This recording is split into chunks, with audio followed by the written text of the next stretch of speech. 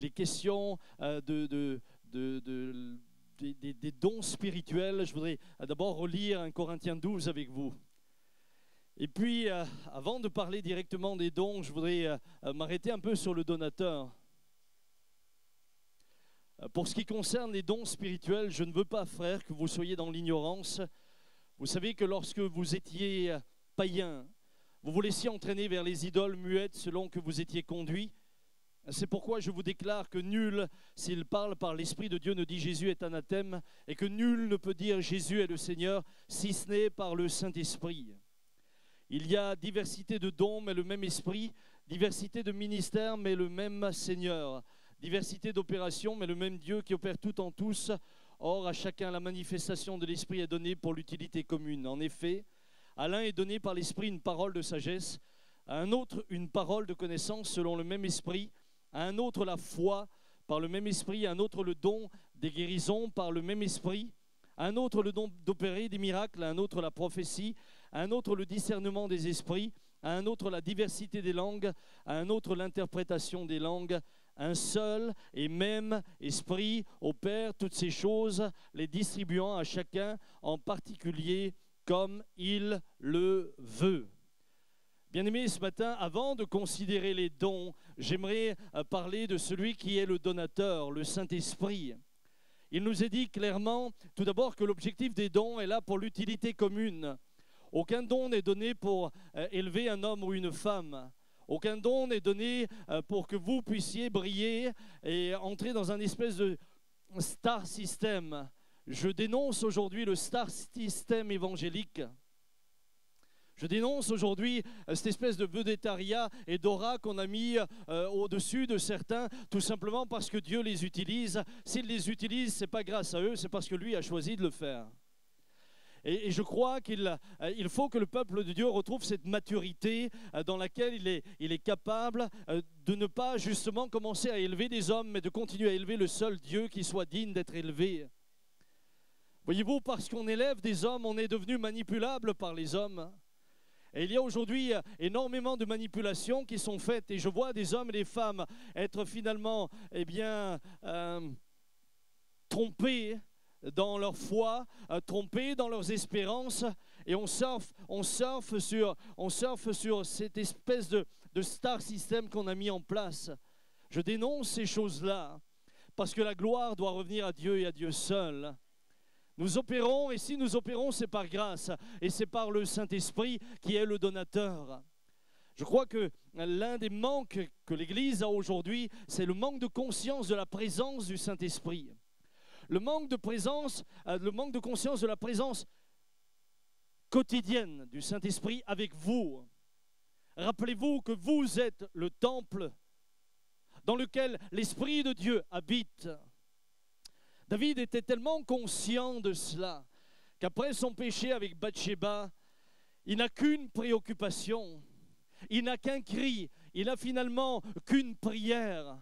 Au psaume 51, il dira « Ne me retire pas ton Esprit Saint ». C'est sa seule préoccupation. « Ne me retire pas ton Esprit Saint ». C'était son angoisse. Parce qu'il savait que si l'Esprit se retirait, alors c'est toute l'autorité spirituelle qu'il avait pour exercer sa royauté qui se retirait.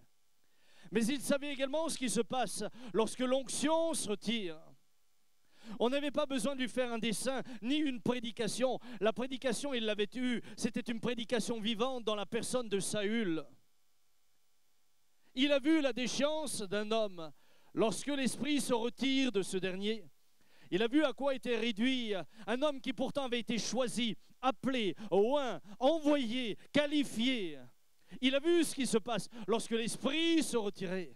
Alors il n'a plus qu'une prière, il n'a plus qu'un cri, il n'a plus qu'une demande. Après que lui-même ait chuté, après que lui-même ait péché, il se repent et supplie Dieu.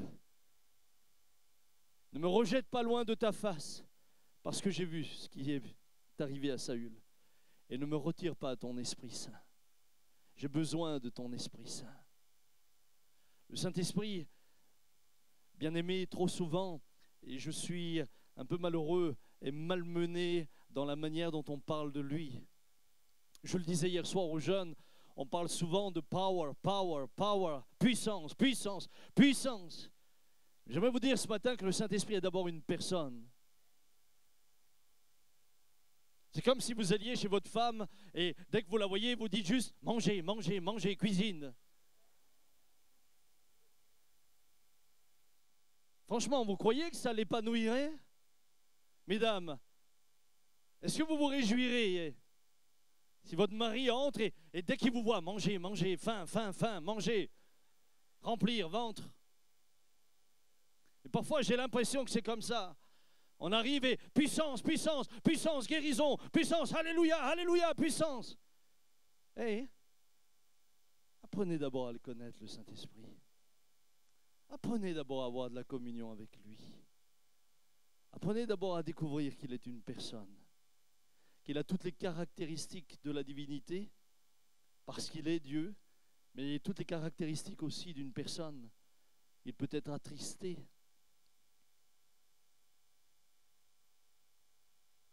Il est celui qui conduit, il est celui qui enseigne. Ce n'est pas juste une puissance qui enseigne. C'est une personne qui enseigne. Il conduit. Il est le paraclète.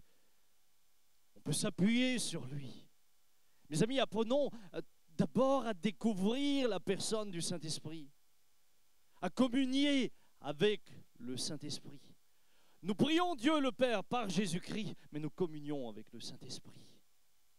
Rappelons-nous qu'il est à la genèse de toutes choses. Au commencement déjà, lors de la création, il est à la genèse. Lorsque vous lisez, il est dit, au commencement, Dieu créa les cieux et la terre était informe et vide, il y avait des ténèbres à la surface de l'abîme, et l'Esprit de Dieu se mouvait au-dessus des eaux. Il était là au début, il était là, il se mouvait au-dessus des eaux. C'est comme, en voyant cette scène, si l'Esprit attendait la parole. C'est comme si l'Esprit était là en attendant que la parole arrive. Et soudain, la parole vint. La parole de Dieu vint, que la lumière soit. Et là, tout d'un coup, vous avez la parole et l'Esprit qui commencent à fonctionner ensemble. Et lorsque l'Esprit et la parole fonctionnent ensemble, alors la parole n'est plus une lettre morte, mais elle devient cette lettre qui vivifie. Elle est cette lettre qui apporte la vie. Elle devient puissante parce que l'Esprit et la parole fonctionnent ensemble. Lorsque je lis ce texte, pour moi, c'est toujours beau de me rendre compte, mais l'Esprit était là, la personne de l'Esprit était là. Et attendez maintenant, simplement la parole. Et puis ça me ramène à un autre tableau plus tard, dans l'évangile de Matthieu, au chapitre 3, où là, Jésus, la parole fait chair. La parole fait chair et dans l'eau, alors que le baptiste Jean venait de baptiser Jésus, et la parole fait chair est dans l'eau. Et c'est comme si la parole attend l'Esprit. Et soudain la voix vient du ciel, le Père parle. Et l'Esprit sous la forme d'une colombe descend sur celui qui est la parole. Et remarquez une chose, à partir de ce moment-là, tout va changer. Tout va absolument changer. J'y reviendrai rapidement tout à l'heure.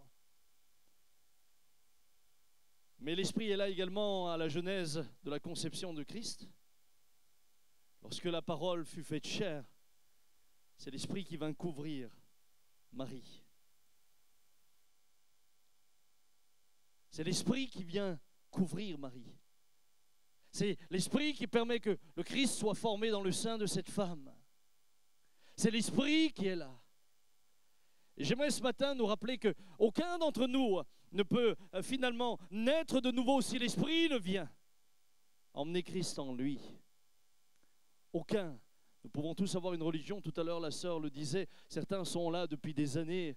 Et je sais ce que c'est être dans une église depuis des années. Je sais ce que c'est grandir dans une église, grandir avec un homme de Dieu. Je sais que l'on peut s'habituer et ne plus avoir conscience des choses. Conscience de la présence de Dieu. Et c'est très souvent cela ce qui se passe. On n'a plus conscience, on n'est plus conscient de la présence de l'Esprit, conscient de la présence de Dieu, conscient de la grâce qu'on a. On est comme installé dans une routine. J'ai vu les gens s'habituer aux guérisons divines. J'ai vu l'Église s'habituer aux guérisons divines. J'ai vu l'Église s'habituer aux paroles prophétiques ou aux paroles de connaissance. J'ai vu l'Église commencer à enregistrer cela comme un fait normal. Et soudain perdre conscience de la présence de Dieu, de la présence de l'Esprit. Et cela pas seulement lors des cultes, mais dans le quotidien. Le Saint-Esprit était là. Il faut une rencontre entre l'homme et l'Esprit. Pour que nous naissions, il a fallu une rencontre. Il n'y en a aucun de vous qui est tombé du ciel. Vous êtes le fruit d'une rencontre. Moi, je suis le fruit d'une rencontre. Je suis le fruit d'une rencontre entre un homme et une femme. Non, mais ne me regardez pas comme si ça ne vous concernait pas, vous aussi. Il y en a qui me regardent et disent « Ah bon ?»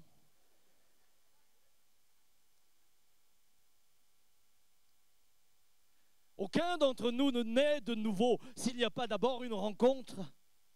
Si le ciel ne vient pas rencontrer l'homme, il n'y a pas de nouvelle naissance. Si l'Esprit ne vient pas convaincre de péché, de justice et de jugement, il n'y a pas de nouvelle naissance. Il n'y a pas de changement de vie. Il peut y avoir des formes religieuses, mais rien d'autre. Et souvenez-vous, dès la naissance de l'Église, le Saint-Esprit est là. À la genèse de la naissance de l'Église, le Saint-Esprit est là. Le jour de la Pentecôte, ils sont tous ensemble dans la chambre haute. Et là, l'Esprit va descendre sur eux. C'est la naissance de l'Église. Le Saint-Esprit est toujours là à la naissance des choses. Et je crois que nous devons tout à nouveau être conscients et prendre conscience de cela. Sinon nous n'allons qu'être là pour demander. Sinon, nous n'allons être que des consommateurs. Sinon, nous n'allons pas avoir de communion. Sinon, nous n'allons pas comprendre l'importance de vivre en sa présence. Sinon, nous n'allons pas réaliser à quel point, parce que nous sommes conscients de sa présence, nous commençons à devenir attentifs à ce qu'il nous dit.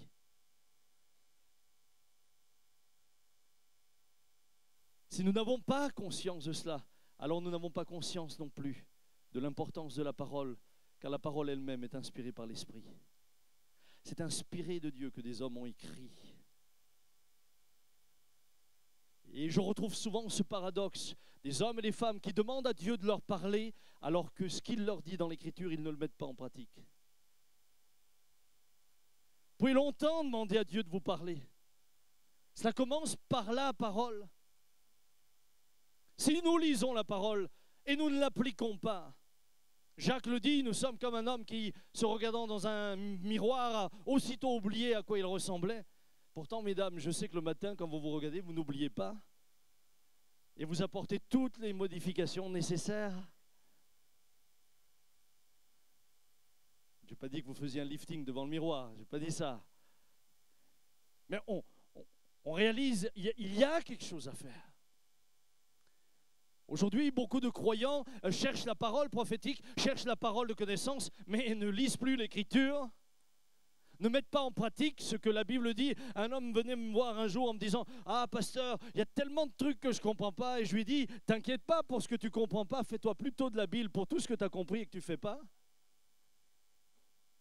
C'est là qu'il faudrait que tu t'inquiètes. Pourquoi Dieu vous parlerait-il différemment de ce qu'il fait par sa parole si vous n'écoutez pas sa parole? Pourquoi voudriez-vous l'entendre alors que vous résistez à ce qu'il vous dit?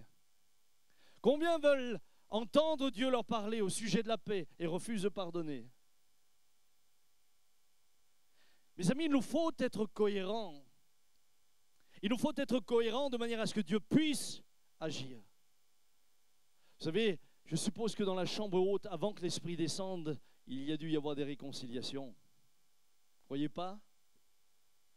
Vous imaginez, Marie, la mère de Jésus, est là dans la chambre haute, et puis vous avez Pierre qui l'a renié dans la même chambre. Croyez que Pierre était tout à fait à l'aise à l'égard de Marie? Vous allez me dire, oui, mais pasteur, là, vous extrapolez. Ce n'est pas écrit. Mais je suis convaincu que ça a été pratiqué. Parce qu'aucun d'entre eux ne pouvait prier selon l'enseignement de Christ, sans d'abord décider de pardonner. Pardonne-nous comme nous pardonnons nous aussi. Même Marie, sa mère, certainement qu'il y a eu des réconciliations, certainement que d'abord l'enseignement de Christ a été mis en œuvre. Je crois que l'Église a tout à gagner, et vous et moi, nous avons tout à gagner individuellement lorsque nous avons compris ces choses. Esprit de Dieu, oui, très souvent, nous voulons t'entendre nous parler par une parole prophétique, par une parole de connaissance, par une parole de sagesse. Et tant de fois, nous avons lu ta parole, tu nous as parlé par le Saint-Esprit au travers de la parole, et nous n'avons pas appliqué les choses. Seigneur, alors avant de vouloir entendre comme cela, nous voulons d'abord revenir à la parole. Nous voulons honorer l'Esprit qui a inspiré la parole. Bien-aimés dans la chambre haute, je suis convaincu qu'ils l'ont mise en pratique et après la puissance est descendue. Et après la puissance est descendue sur eux, il n'y avait pas une atmosphère spéciale, il n'y avait pas d'ambiance. C'est fou aujourd'hui, on a presque l'impression que nos cultes doivent être construits avec une certaine ambiance. Il faut une certaine atmosphère, il faut certains chants, il faut ceci, il faut cela. Et je parle de ce que je connais. Je ne suis pas sûr qu'à la chambre haute, ils avaient tout ce qu'on a aujourd'hui. Je ne suis pas sûr qu'à la Pentecôte, on a eu un bel orchestre. Je les vois mal avec les violons. Non pas qu'il ne faille pas faire la louange avec des violons. L'autre jour, notre orchestre symphonique nous a accompagnés dans la louange, mais je vous assure, c'est merveilleux. Lorsque vous avez là 25 ou 30 musiciens qu'ils étaient, qui vous accompagnent dans la louange, ça vous porte. Ça vous porte, mais attention, faites la différence entre les émotions et l'action de l'esprit. Non, il ne devait pas y avoir une atmosphère spécialement fabriquée pour élever l'âme, mais il y avait des hommes et des femmes qui avaient soif. Ce dont nous avons besoin, mon frère, ma soeur, c'est d'hommes et de femmes qui ont soif.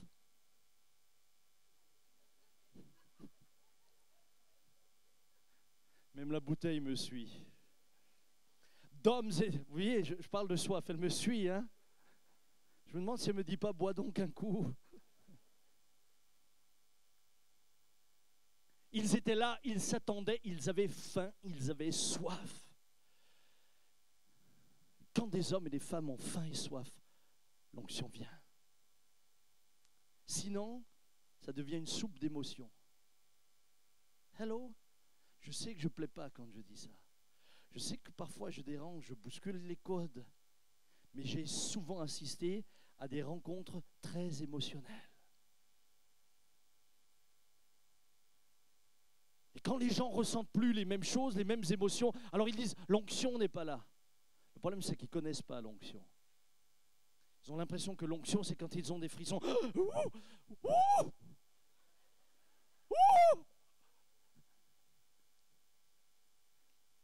Je me souviens, je priais un jour pour un homme. Au moment où je prie pour lui, il n'arrêtait pas de dire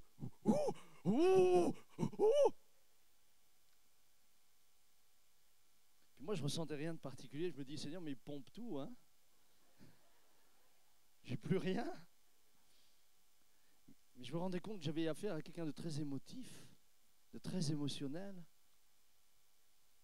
Ce n'est pas forcément l'esprit qui était à l'œuvre. Faisons la différence. À la Pentecôte, il n'y avait pas de grande atmosphère. Est-ce que je peux vous partager une expérience? Didier, j'ai encore un peu de temps. Ça va, vous me suivez encore?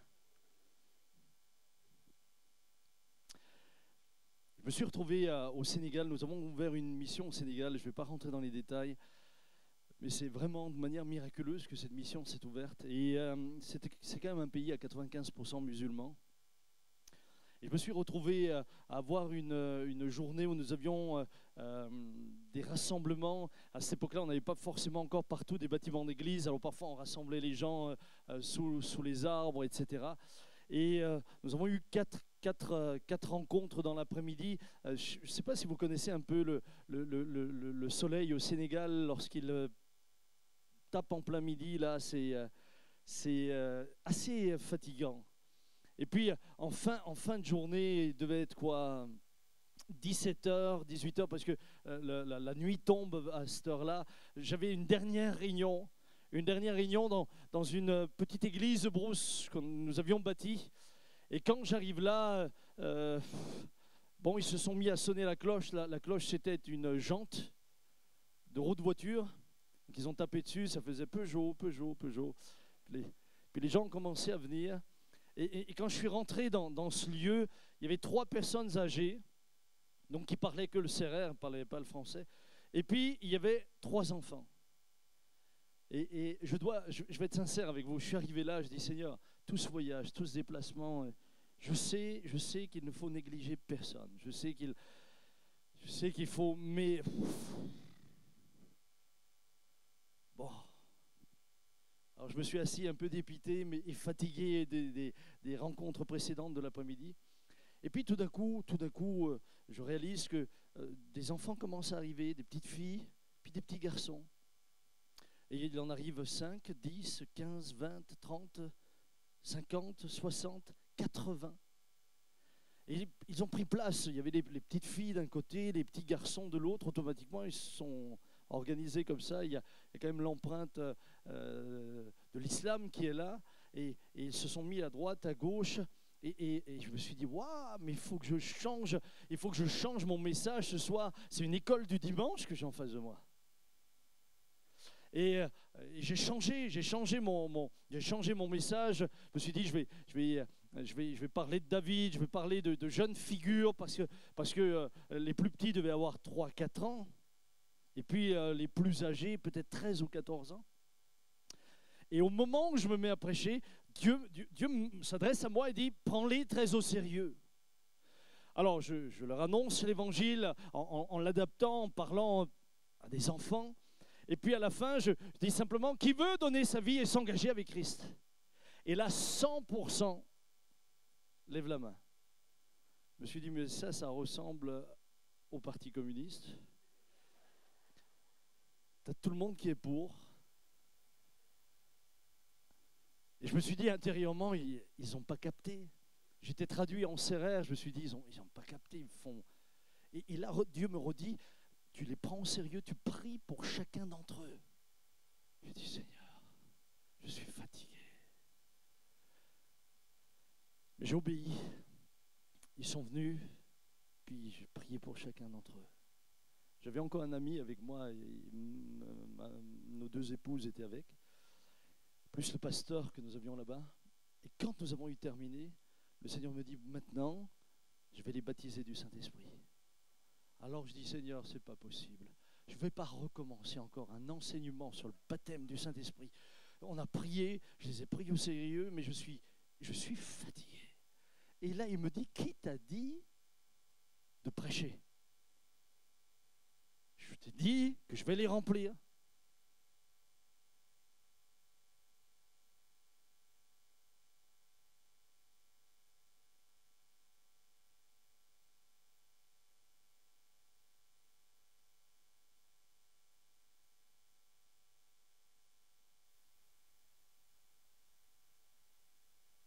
Voilà, merci. C'est formidable.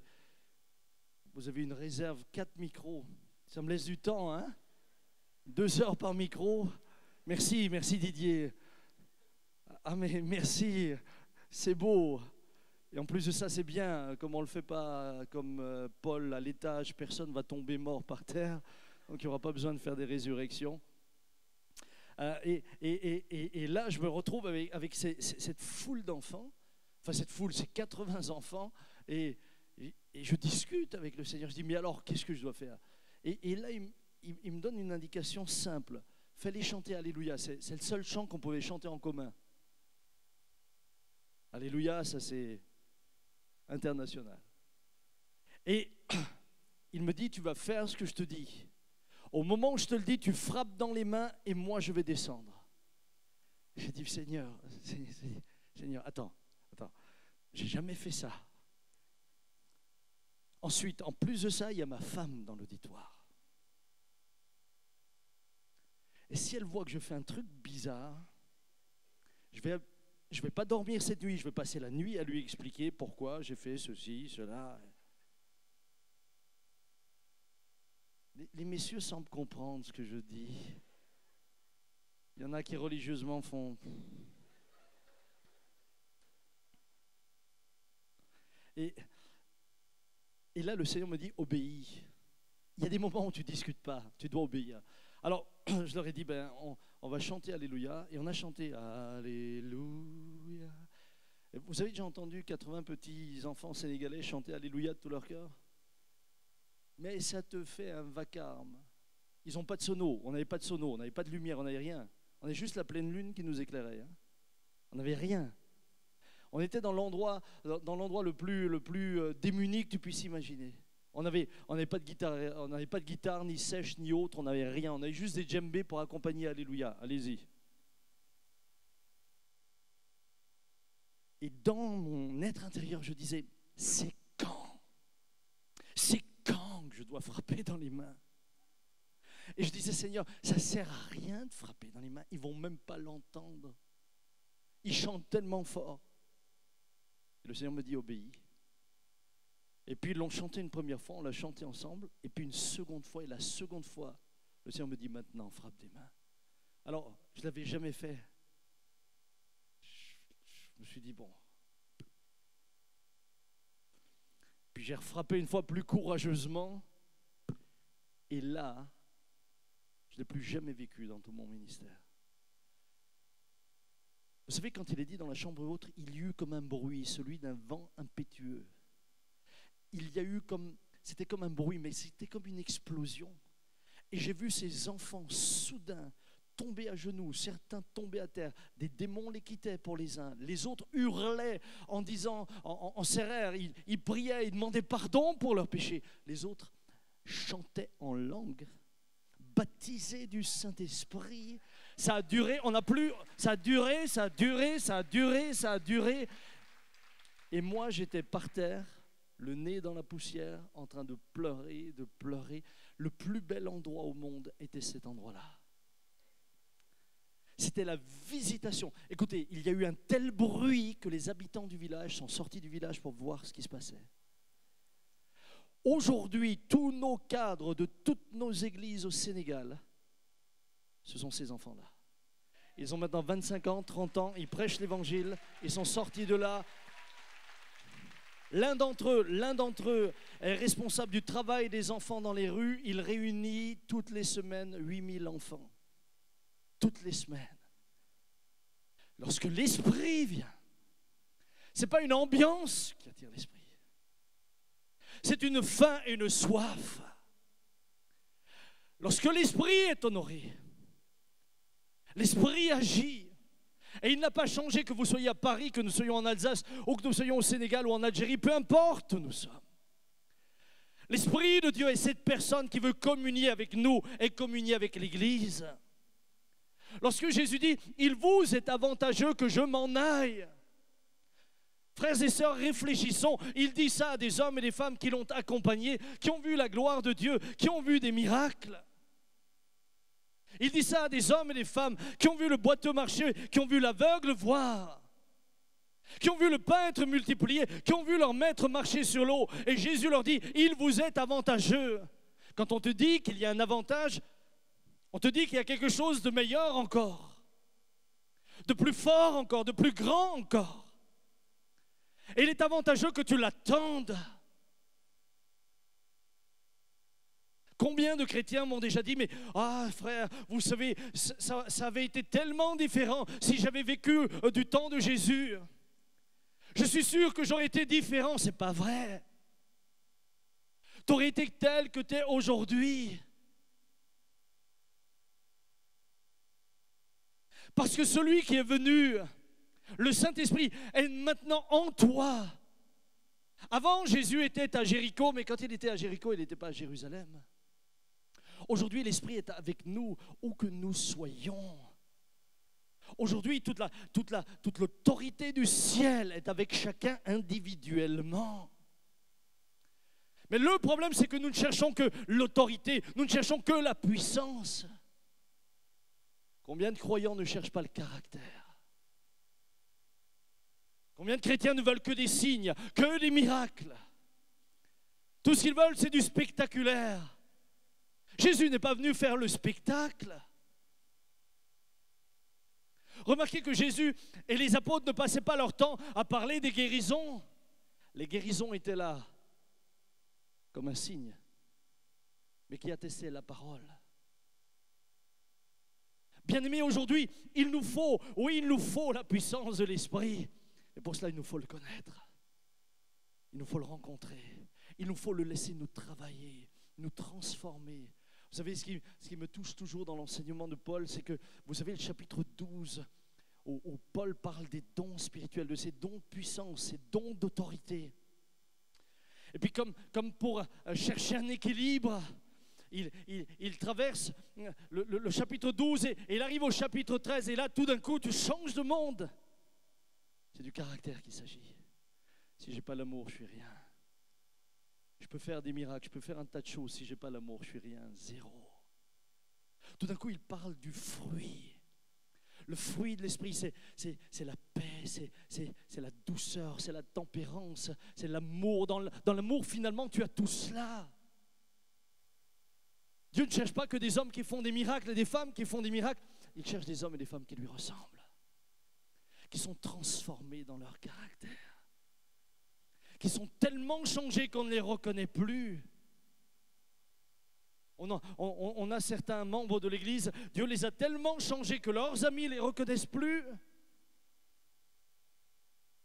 savez, il paraît que Saint Augustin était disons qu'il avait compris que Dieu n'avait pas que créé l'homme. Il avait créé la femme et il avait appris à beaucoup apprécier la femme, Saint Augustin, avant sa conversion. Et un jour, une de ses anciennes conquêtes le voit de loin, alors qu'il était changé, qu'il avait rencontré Christ. Et elle lui court après en disant « Augustin, c'est moi, c'est moi !» Et lui, il a couru plus vite en disant « Oui, mais c'est plus moi. »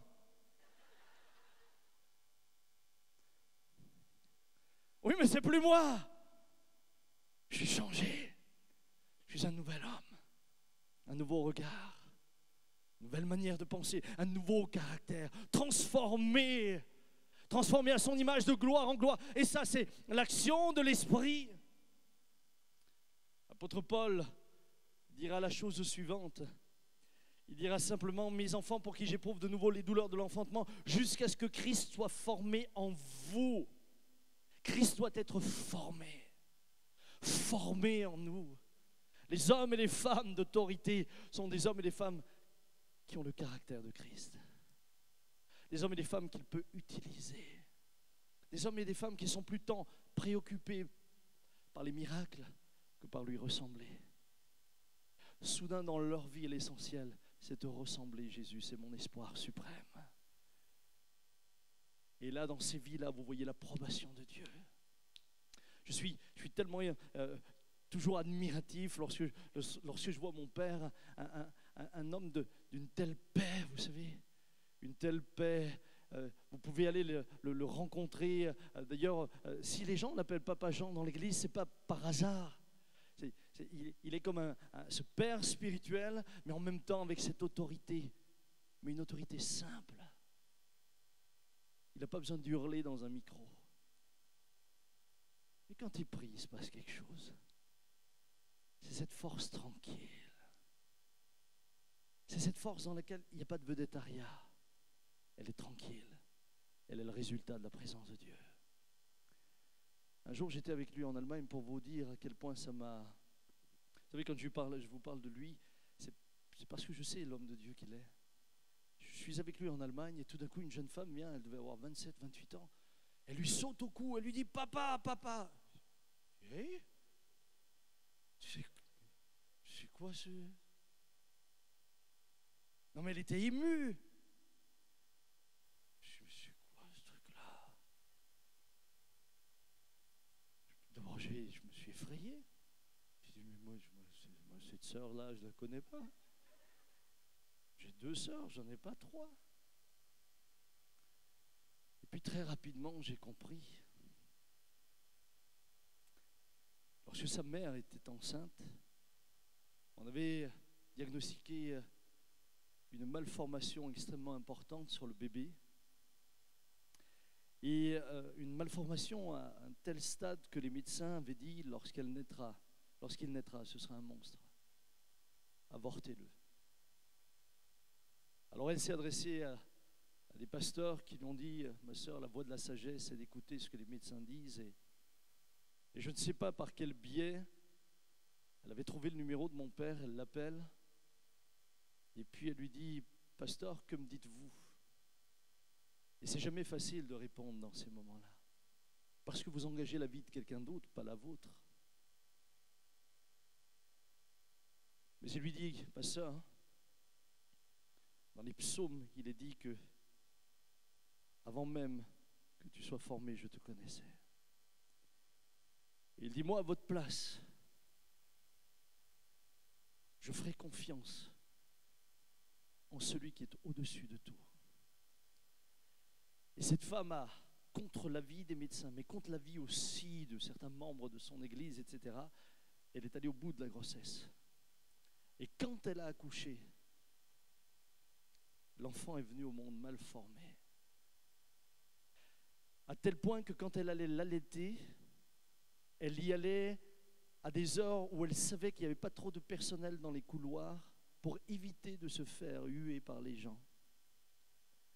Certaines infirmières lui disaient, vous allez voir votre monstre. Et cette femme était détruite. Et quand elle s'est trouvée dans cette situation-là, elle a rappelé le serviteur de Dieu. Elle a rappelé mon père. Et il lui a dit, ma sœur, je prends ma voiture et je vais venir. Ils habitaient à 300-400 km. Et je vais venir et je vais prier avec votre enfant. Il a pris sa voiture. Lorsque tu as affaire à un homme de Dieu, il va jusqu'au bout de sa démarche. Il n'est pas de ceux qui te disent quelque chose et qui ensuite, quand ça ne va pas, se défilent. Ou t'accusent d'avoir manqué de foi. Ou t'accusent d'avoir péché. Il prend sa voiture, il va, et en effet, quand il est arrivé, il a constaté que l'enfant était très mal en point. Il priait pour l'enfant. Voilà que l'enfant grandit. Et au fur et à mesure qu'il grandit, il redevient normal. Et quand j'étais là, dans cette salle, cette jeune femme de 28 ans qui s'est jetée au cou de mon père était ce bébé qui avait été totalement guéri.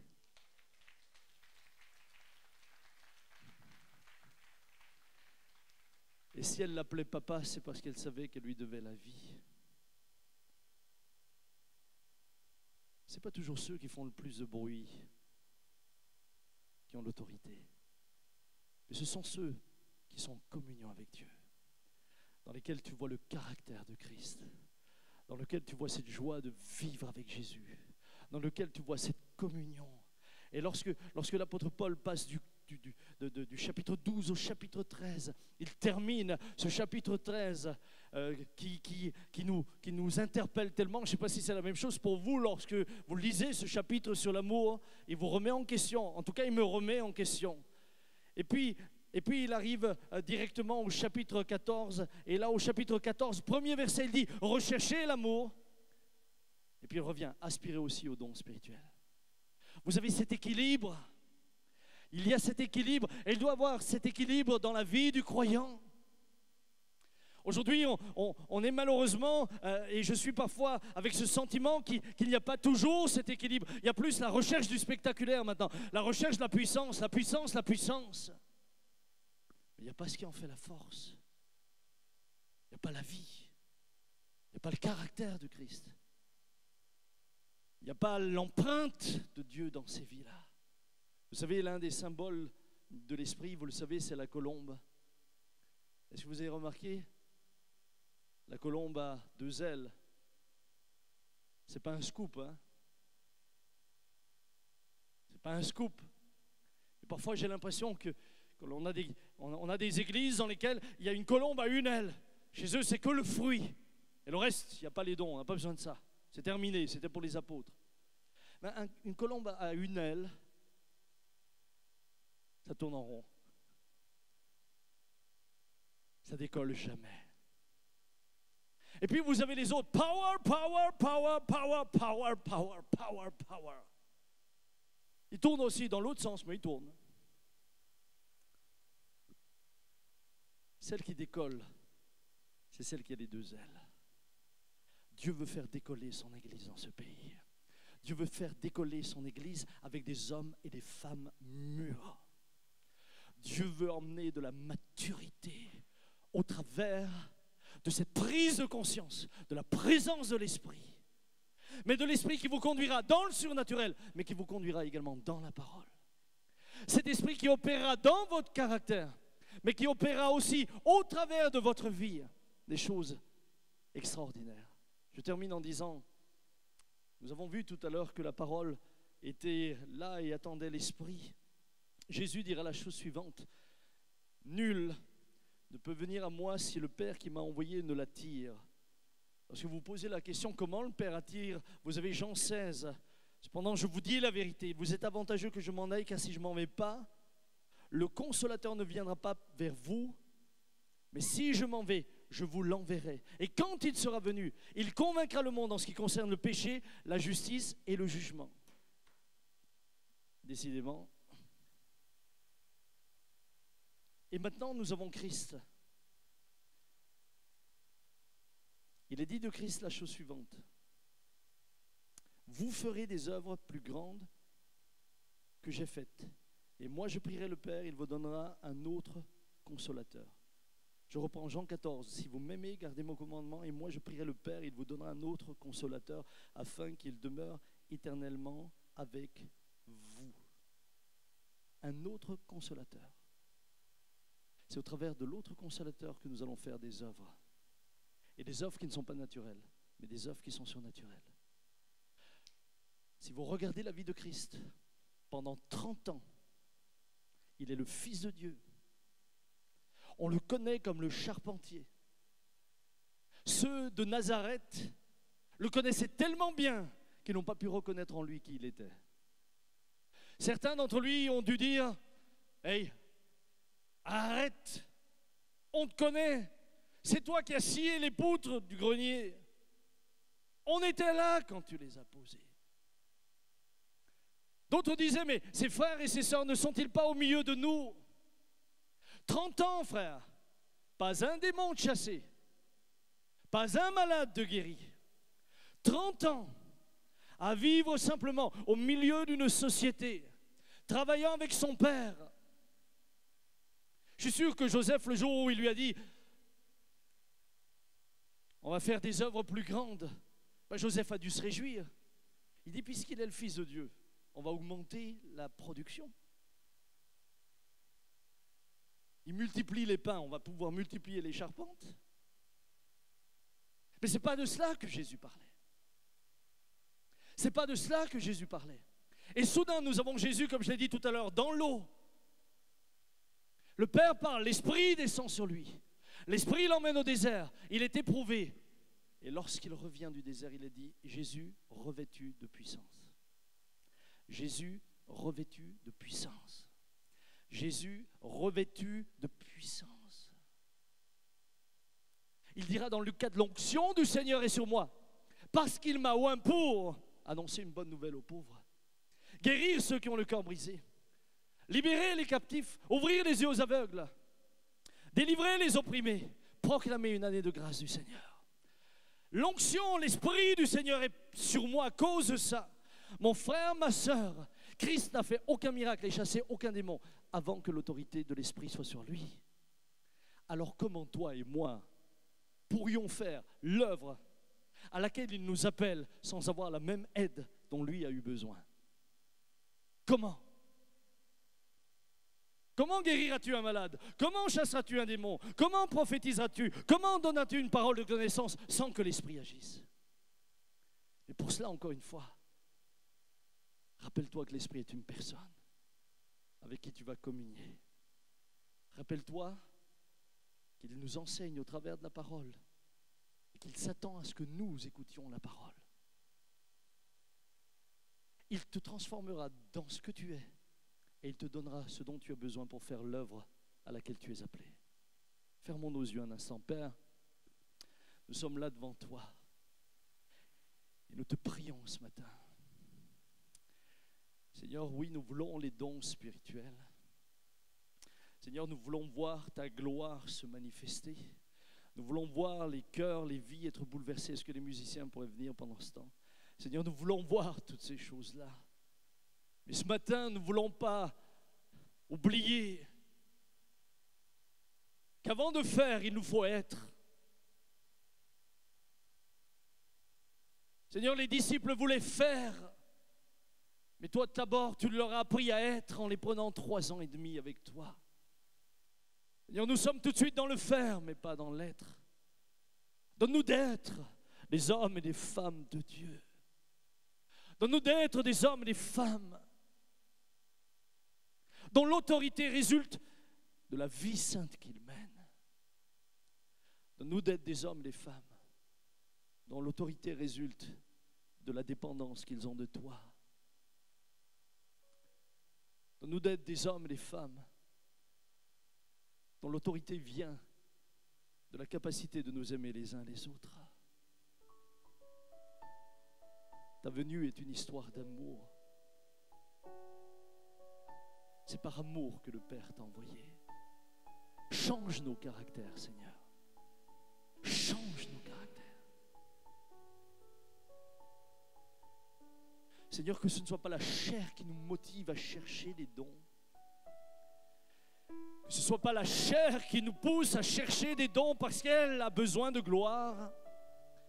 Parce que la chair se nourrit de reconnaissance. Parce qu'elle se nourrit de notoriété.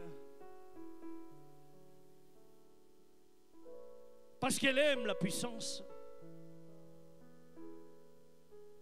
Seigneur, donne-nous de nous attacher à ce qui est essentiel.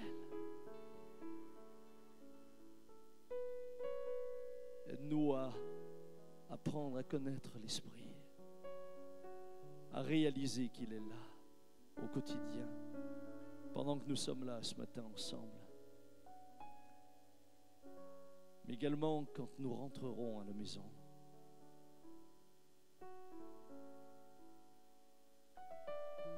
Également demain, lorsque nous reviendrons, mais lundi, lorsque nous serons sur notre lieu de travail. Esprit de Dieu, pardonne-nous de t'avoir tant de fois abordé uniquement dans l'espérance de la puissance. Nous voulons ce matin nous rappeler que tu es le meilleur des enseignants et t'écouter au travers de la parole. Nous voulons apprendre ce matin que tu es le consolateur, capable de consoler ceux qui sont affligés au milieu de nous ce matin. Nous voulons nous rappeler que tu es celui qui nous conduit dans toute la vérité. Conduis-nous ce matin. Conduis-nous ce matin.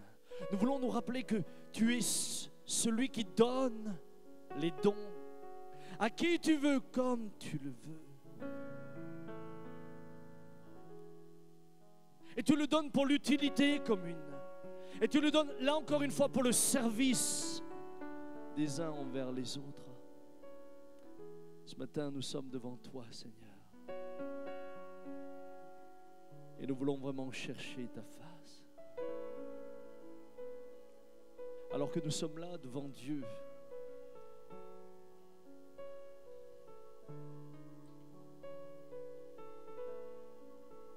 je me demandais, y a-t-il dans cet auditoire des hommes et des femmes qui réalisent, Dieu, tant de fois, j'étais plus intéressé par la puissance. Tant de fois, je cherchais plus ces choses que toi-même. Esprit de Dieu, je n'ai pas même pris le temps de te connaître, pas même cherché à le faire, pas même chercher à être en communion avec toi au quotidien. Je n'ai pas cherché ces choses. J'ai voulu prendre des raccourcis, mais sans être transformé. Seigneur, je veux m'humilier devant toi. Je voudrais prier pour vous. S'il y en a, levez vos mains. Vos mains levées signifient, Seigneur, je veux que ça change.